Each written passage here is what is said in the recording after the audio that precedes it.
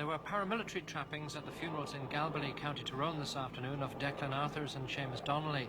4 men wearing black berets and masks carried the remains of Mr. Arthurs for a short distance from the family's house before disappearing into the crowd. The coffin was draped with the tricolour and a black beret and gloves on top. Police watched the proceedings from nearby and a British Army helicopter hovered overhead. There was a similar pattern when the remains of Seamus Donnelly were removed from his home nearby. Large crowds had gathered along the way to meet the 2 funerals and at St John's Chapel, where Requiem Mass was celebrated by local curate Father Patrick McGuckin.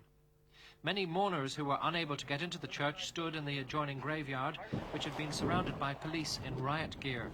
A large stone was thrown across a wall at the RUC, hitting a policeman on the head. He was taken to hospital in a British Army helicopter, but was not seriously injured.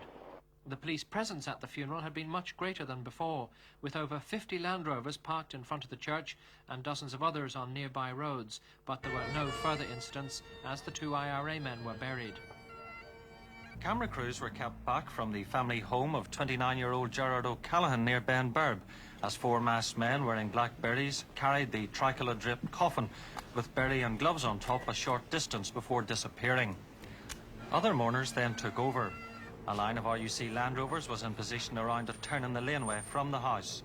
They headed the cortege to the Church of the Immaculate Conception about 4 miles away.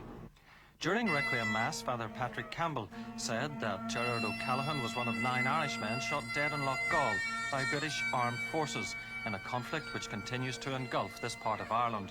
All war is ugly and obscene, and tears, whether Protestant or Catholic, the same, he said. There were no paramilitary trappings at the funeral of Eugene Kelly in the Galbally area of County Tyrone. According to Martin McGuinness of Sinn Féin, the family wanted a private funeral. He also said that in view of the large police presence, a tricolour, beret and gloves were removed from the coffin before the cortege departed. Police in riot gear took up position near the church, but there were no incidents.